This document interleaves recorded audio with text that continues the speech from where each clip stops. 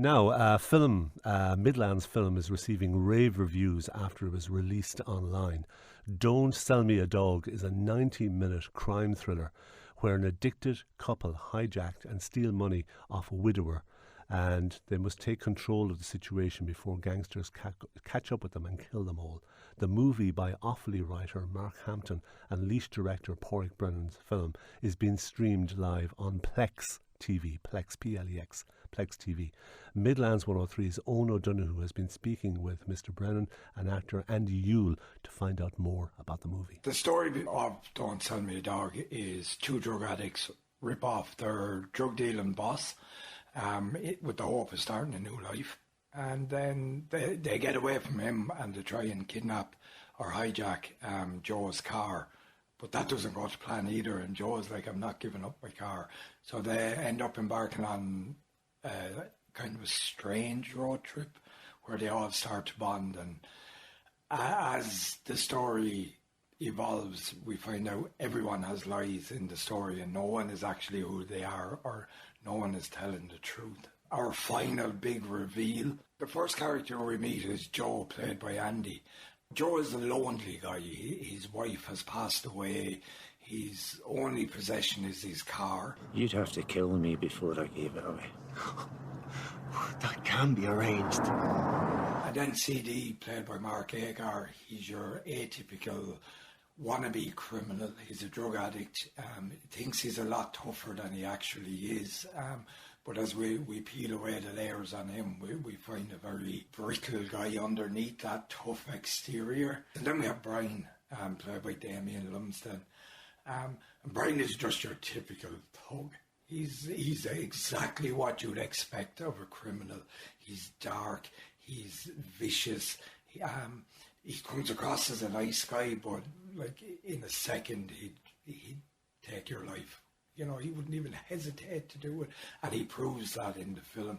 These are my streets, my city! And then we have Adele, played by Leah Blake. Adele is very much the type of character that's infatuated with CD, her boyfriend, thinks he's the bee's knees.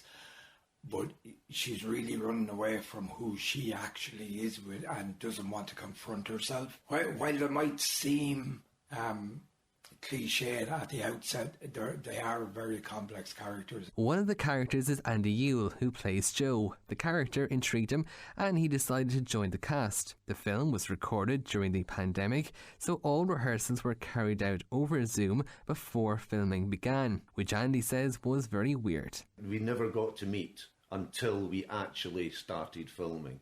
So it was just us looking at each other on the screen, going through the script, and then Pádraig decided, right, I don't want any of you to contact each other for the next 2 weeks. And then we'll have one more rehearsal by Zoom, and then we're in there.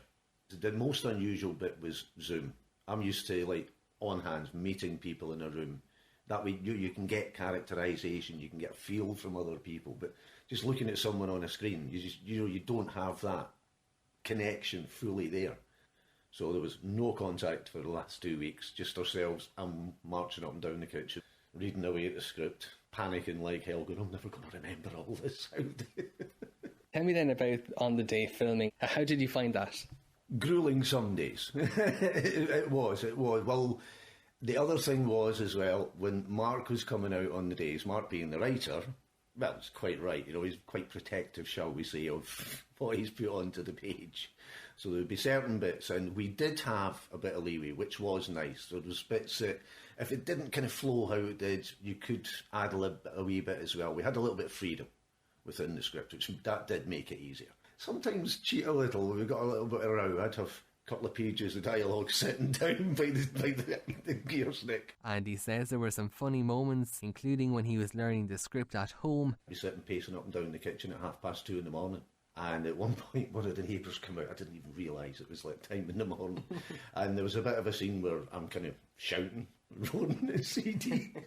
So I'm in the kitchen, roaring my head off, cursing away. And the next thing, a neighbour comes out in the back garden, oh, you shut Pádraig says they were eager to write and produce a feature film. He says there was a 2-week window between lockdowns to shoot the film in August 2020. He says the filming was intense and very busy. The cast were given the monumental task of trying to do 20 odd pages a day. Now, on most films, you might do 1 or 2 minutes of footage. We were aiming for between 20 and 30 minutes of usable footage a day. So it was a massive task for these guys. Once we had it shot, then we went into post-production, and myself and Mark spent, I think it was about 6 months to get it through the edit, the colour grade, the sound. We brought Brian Shields on. He's a great Carlo guy that does a lot of sound engineering. So he did all our sound. It was 12 months to do roughly 5 years of work for a feature film. So it was mental, to say the least. Now, you were listening there to Ona Donoghue in conversation with Pádraig Brennan, and that was all about a movie release that has been receiving rave reviews since it's been released online. Don't Sell Me a Dog, a 90-minute crime thriller.